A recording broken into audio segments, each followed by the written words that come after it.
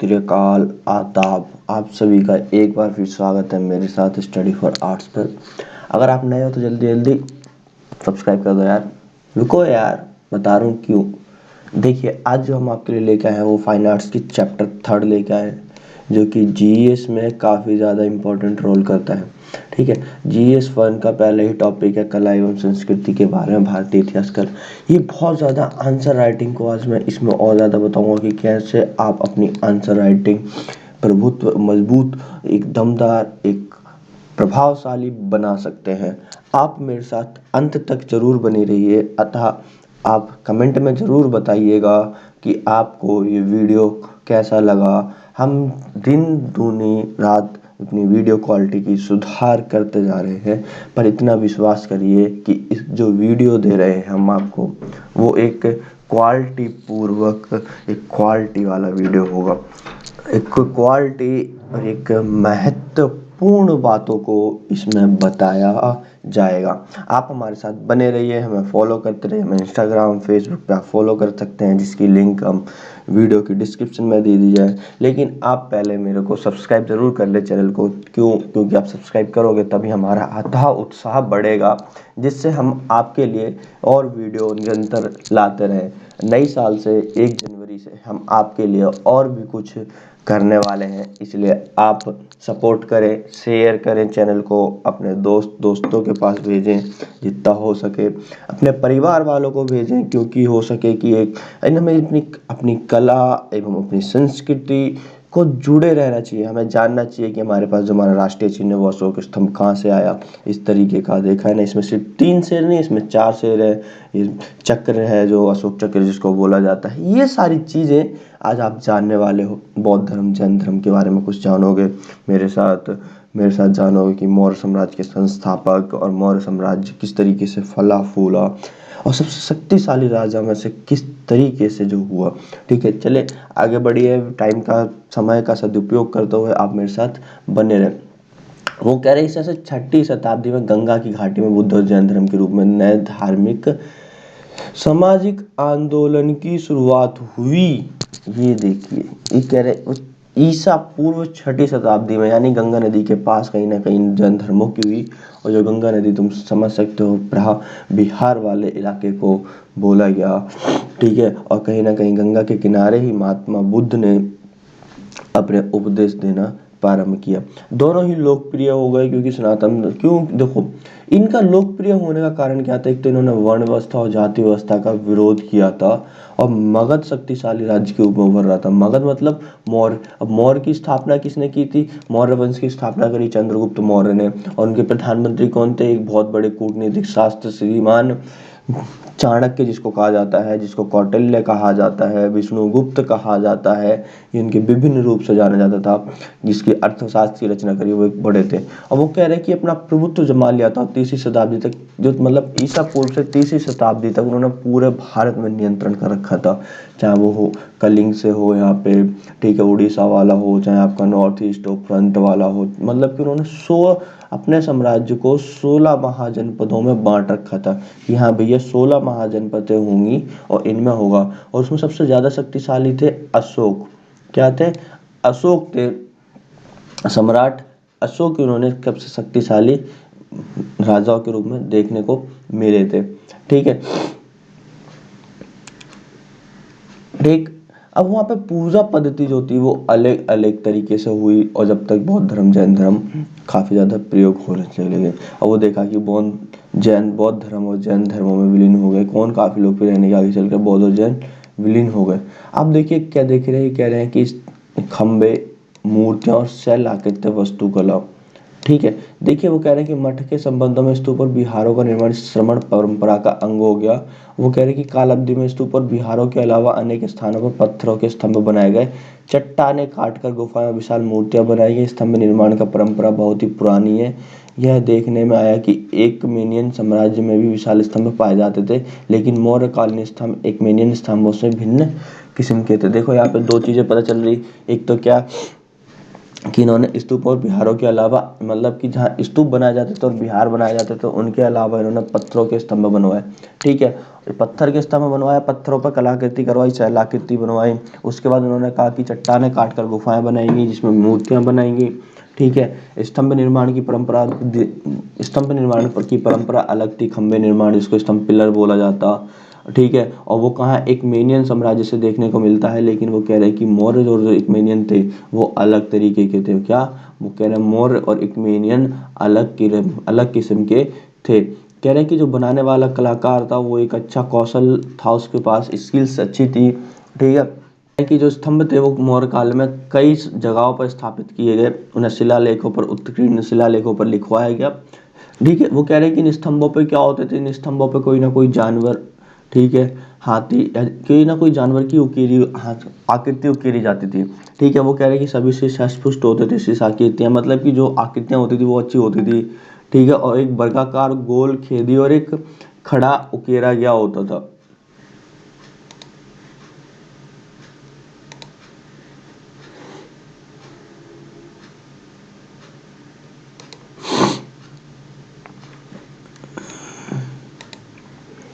ठीक है, गोलाकार वेदियों को सुंदर कमल फूलों से सजाया जाता था, और वो सारी चीजें कह रहे हैं।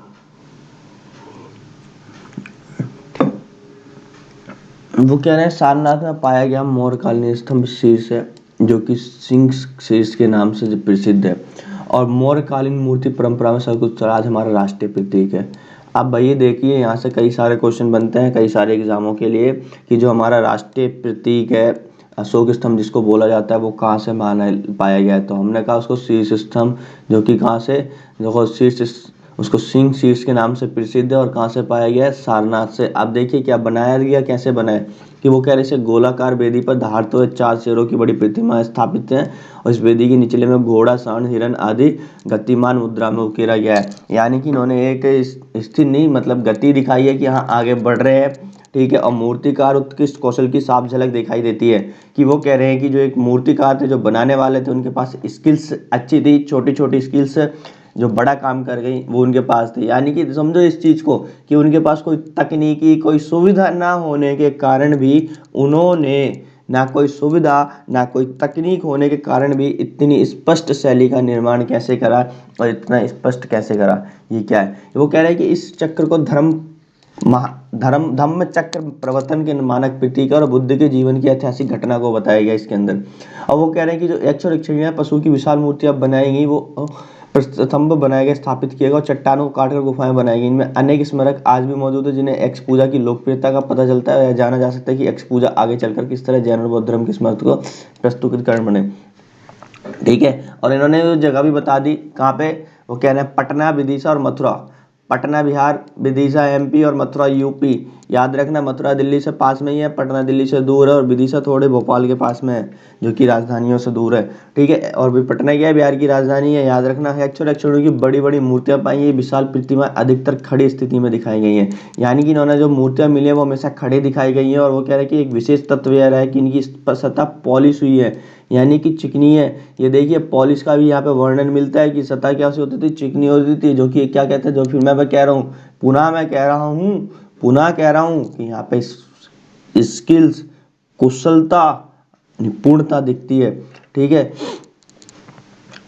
ठीक, वो कह रहे हैं कि अंग प्रत्यंग उभार स्पष्ट दिखाई देते हैं। एक्चुअली की प्रतिमा एक सर्वोच्च उदाहरण है, ये दीदारगंज पटना में देखा जा सकता है। यहाँ एक लंबी ऊंची सुगठित प्रतिमा है, और इसे देखने से पता चलता है कि इसका निर्मित मानव रूपाकृति के चित्रण में कितना अधिक निपुण और संवेदनशील है। यह प्रतिमा की सतह चिकनी है। वो कह रही है कि जो प्रतिमा मिली है इस पे देख लो, एक एक अंग को इन्होंने दिखाया, चाहे तुम्हारे बाजू हो, चाहे तुम्हारा सर हो, आँख हो, पेट हो, तुम्हारा हर चीज़ हो। वो कह रहे हैं कि जो इसकी ऊपरी लेयर पाई गई है वो चिकनी पाई गई है, यानी कि इसको पॉलिश किया गया है। अगर कोई अनस्किल्ड बंदा बनाता, अनस्किल्ड पर्सन बनाता, तो वो रुखसा सरफेस क्या होता है उसका, दुरदरा होता, दरदरा था।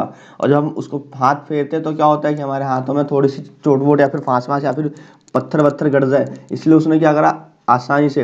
और वो कह रहे हैं कि जो पक्की मिट्टी से बनी आकृति की प्रतिमा को चित्रण की दृष्टि से बहुत अंतर दिखाई देता है। वो कह रहे हैं उड़ीसा में धौली स्थल, याद रखना उड़ीसा में कौन सा, धौली स्थल को चट्टानों पर काट कर बनाएंगे विशाल हाथी की मूर्तियां और मूर्तिकला पर रेखाओं कर पार्की की सुंदरता का उदाहरण किया गया है। सम्राट अशोक का एक शिला पे भी अंकित है। ठीक है, सम्राट अशोक माना जाता है कि जो प्रतिमा है वो सम्राट अशोक के ही योगदान से बनी होगी, इसलिए उनका सम्राट अशोक का भी शिलालेख भी अंकित है। ठीक है, और वो कह रहे हैं कि सुंदर बहुत है वहाँ पे। बिहार के बराबर की पहाड़ियों में शैलकृत गुफा, चट्टानों को काटकर बनाई गई गुफा, जिसे लोमस श्रेणी की गुफा का लोमस ऋषि की गुफा कहा जाता है। यानी कि वो कह रहे हैं कि बिहार के पास में ही क्या है, एक लोमस ऋषि है जिसको चट्टानों से काट कर बनाई गई। और प्रवेश द्वार क्या है, चैत्य चाप है, यानी कि मेहराब है, अर्धवृत्ताकार है की तरह सजा हुआ है। चैत्य के मेहराब का एक गतिमान हाथी की प्रतिमा उकेरी गई है और एक गुफा भीतरी एक आयताकार है। यानी कि वो कह रहे हैं कि ऐसे इसका मेहराब है गोलाकार, और जो आयताकार क्या है, इसके अंदर आयताकार होंगे। ठीक है, कमरे बने हुए हैं, क्लियर। और वो कह रहे हैं इसके पीछे एक गोलाकार है, यानी कि वो कह रहे हैं कि कहीं यहाँ पे एक गोलाकार क्या होगा, एक कमरा भी होगा। और वो प्रवेश द्वार पर खड़े की एक तरफ की दीवार है। गुफा का मौर्य सम्राट अशोक द्वारा आजीविका पथ संप्रदाय संरक्षित की गई थी। लोमस ऋषि की गुफा इस काल का अलग अकेला उदाहरण है, मगर परवर्ती काल में पूर्वी और पश्चिमी भारत में बौद्ध गुफाएं खोदी गई थी। वो कह रहे हैं कि पूर्वी भारत में खोदी गई थी, और वो कह रहे हैं कि कारण स्तूप और विहारों के निर्माण बड़े पैमाने पर शुरू हो गए थे, जिनके उदाहरण ऐसे ही पता चलता है कि सनातन धर्म देवी देवताओं की प्रतिमाएं भी बनती रही। कि देखो क्यों हो रहा है, क्योंकि यहाँ पे स्तूपों और विहारों का निर्माण बड़े ज़्यादा देखने को मिला था इन धर्मों में। और वो कह रहे हैं कि हिंदू देवी देवताओं की भी प्रतिमा बन रही थी। ये जानना जरूरी होगा कि स्तूप अधिकतर बुद्ध की स्मृति चिन्हों पर बनाए जाते थे। भैया देखो, ये 12th क्लास की एनसीईआरटी में हिस्ट्री में साफ साफ दिया गया है कि बुद्ध स्तूप क्यों बनाए जाते थे या कैसे बनाए जाते थे। तो वो बता रहा है स्तूप बुद्ध के लिए बनाए जाते थे, और ऐसे अनेक स्तूप बिहार, राजगा, ठीक है, वैशाली, बैदपीठ, पावा, नेपाल में कपिलवस्तु, अलक्कापा एवं रामग्राम, और उत्तर प्रदेश में कुशीनगर, पिपलीवान में स्थापित हैं। धार्मिक ग्रंथों में भी यही कहा गया कि बुद्ध के अनेक अवशेष पर भी स्तूप बनाए जाते थे। यानी कि वो कह रहे हैं या तो बुद्ध के नाम पर बनाए जाएंगे, बुद्ध की चीजें रखी जाएंगी, या फिर बुद्ध के लिए ही, महात्मा बुद्ध के लिए ही बनाए जाएंगे। ठीक है, वो कह रहे हैं कि ऐसे स्तूप अवंती और गंधार जैसे स्थानों पर बनाए हुए हैं, जो गंगा घाटी से बाहर बसे हुए हैं। सिर्फ एक जो नदी थी गंगा नदी, उसके बगल बगल से बुद्ध के नहीं पाए गए हैं, इससे दूर भी पाए गए हैं। गंधार, गंधार कहाँ है, जल्दी जल्दी कमेंट में बताओ। और अवंती, ये दोनों कहाँ कहाँ है, जल्दी मेरे को कमेंट में बताइए। ठीक है, और वो कह रहे हैं कि जो जैन और बुद्ध के मठीय कुल परिसर होता था, उसमें अधिकांश पवन प्रतिष्ठान बौद्ध धर्म के हैं। और ईसा पूर्व की स्तरीय संरचना एक उदाहरण है, राजस्थान में बैराठ स्थल पर स्थित स्तूप है। और सांची का महान स्तूप अशोक के शासन के काल में ईंटों में बनाया गया था, और बाद में उसे पत्थर भी ढक दिया गया, पत्थर से भी ढक दिया गया, और नई नई चीजें भी लगा दी गई। यानी कि धीरे धीरे कुछ हुआ, फिर उसको परिवर्तन करते गए और अच्छा बनाते गए। ठीक है, वो कह रहे हैं कि जिन बौद्ध धर्मों की लोकप्रियता का पता चलता है, वो 2वीं शताब्दी के दौरान उसके ऐसे अभिलेख साक्ष्य मिले हैं। क्या मिले हैं कि देखिए, अभिलेख साक्ष्य किसकी सहायता से बनाए जाते थे, जिनमें दान दाताओं का नाम और कहीं कहीं उनके पेशे का नाम भी है। यानी कि कोई एक नहीं, यहाँ पे दान दाता भी देते थे और बनवा देते। ठीक है, स्तूप को राजसी संरक्षण उधार के बहुत कम मिलते हैं। संरक्षकों के आम भक्तों को लेकर गृहपति और राजा महाराजा भी शामिल थे। वो कह रहे थे कि देखो, ये कह रहे हैं कि ये जो स्तूप की जो संरक्षण होता था, सिर्फ राजा नहीं करता था, राजा नहीं करेगा भैया संरक्षण, संरक्षण राजा नहीं करेगा, करेगा कौन, सब लोग करेंगे। जो आसपास का समाज है, आम लोग से लेकर, आम भक्त से लेकर गृहपति और राजा महाराजा भी शामिल होते थे। ठीक है, दोनों का उल्लेख मिलता है। यहाँ देख लीजिए, यहाँ पे बहुत अच्छी चीज मिलती है। आज हमें हमारी जो सार्वजनिक संपत्ति होती है, तो हम उस पर कह देते हैं कि हमारे कुछ लाल लालिया, कुछ दोस्त कह देते हैं कि हमारी नहीं है, हमारे बाप का क्या जा रहा है। सॉरी, मैं शब्द ऐसे इस्तेमाल कर रहा हूँ, लेकिन हम लोग उसका इस्तेमाल इस तरीके से करते हैं कि हमें जैसे एक अगली बार यूज ही नहीं करना। भाई हमारी जिम्मेदारी बनती है, वो हमारे टैक्स से बनी हुई है, हमारी जिम्मेदार बनती है कि हम सार्वजनिक संपत्ति को नुकसान ना पहुंचाएं। और हम पढ़े लिखे युवा है, हमारी सबसे पहला कर्तव्य बनता है कि अगर कोई सार्वजनिक संपत्ति को नुकसान पहुंचाना सबसे बेकार काम है, और सार्वजनिक संपत्ति को नुकसान पहुंचाना एक दंडनीय अपराध है, दंडनीय अपराध है। ये आपको इसलिए यहाँ पे बताया जा रहा है कि आप आने वाले समय पे एक प्रशासनिक अधिकारी बनने वाले हैं, और प्रशासनिक अधिकारी बनोगे तो आपको पता होना चाहिए कि प्राचीन टाइम पे क्या होता था, कि किस तरीके से वो लोग क्या करते थे, कि किस तरीके से वो लोग संरक्षण रखते थे। आज हम लाल किला जाते हैं, कहीं कहीं जाते हैं, तो कहीं कहीं जाते हैं तो वहां से फूल पत्तियां तोड़ ले, वहां से ईंट पत्थर निकाल के ले आए। क्यों भाई, हमारे घर का है क्या, हमारे पैसे लगे हुए हैं, बिल्कुल लगे हुए हैं, लेकिन इसका मतलब ये थोड़ी है कि लेके आना है। ठीक है, उल्लेख मिलता है। अब वो चलिए आगे आते हैं लाल लालियों, जिनमें कलाकारों शिल्पकारों का भी नाम भी है। वो कह रहे कि महाराष्ट्र में पीतल खोड़ा गुफा में कलाकार कहाना, कोंडन्य गुफा जिसके शिष्य बालक का नाम अगस्त्य को लिखित है। यानी कि वो कह रहे हैं कि जब देखो आज भी हम दान देते हैं, कुछ देते हैं, तो हमारे जहाँ किसी चीज़ के लिए दान देते हैं तो वहाँ पे क्या होता है कि वो बता दिया जाता है कि हाँ ये इस बंदे ने इतना दिया, फलाना फलाना, और ये काम इसने किया है, ये काम इसने किया है। ठीक है, चलिए मैं आपको ये चित्र समझा देता हूँ। ये मैंने भी बताया ना कि उड़ीसा के अंदर धौली में हाथी की आकृति मिली है। ठीक है, और ये लोमस ऋषि की गुफा पटना के पास, ये देखिए मेहराबदार अर्ध गोलाकार, ये आयताकार एक अंदर से वो है। ठीक है, क्लियर है, यहाँ पे इस तरीके से देखने को मिली है। ठीक है, अब देखिए सिंह शीर सारनाथ, ये दिख रहा है, ये बेटा ये हमारा राष्ट्रीय स्तंभ है। ठीक है, ये सारनाथ से मिले हैं। इसमें 3 शेर नहीं है, 4 हैं, एक पीछे की तरफ है जो दिखाया हुआ नहीं है, चारों एक दूसरे की तरफ पीठ खड़े हुए हैं। ये देखिए यहाँ जानवर है। ठीक है, ये अशोक चक्र है, ये उकेरा हुआ है, मतलब कि एक हवन हवन वेदी टाइप की बनी हुई है। ठीक है, ये हमारा देखिए वाराणसी के साथ निकट लगभग 100 वर्ष पहले खोजेगा शीर्ष लॉयन कैपिटल के आमतौर पर सारनाथ का शीर्ष कहा जाता है। मौर्यकालीन मूर्तिकला में सर्वोत्कृष्ट उदाहरण भगवान बुद्ध द्वारा धम्म चक्र प्रवर्तन यानी कि प्रथम उपदेश देने की ऐतिहासिक घटना की स्मृति में सम्राट अशोक द्वारा बनवाया गया था। क्वेश्चन यहाँ से आएगा कि सारनाथ स्तंभ किसके द्वारा बनवाया गया था।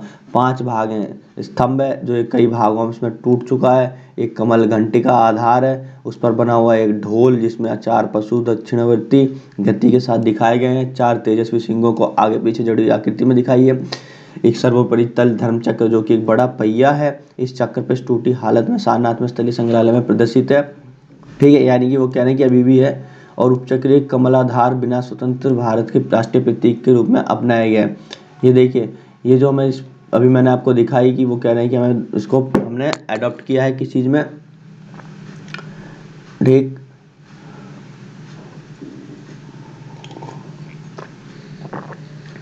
ठीक है,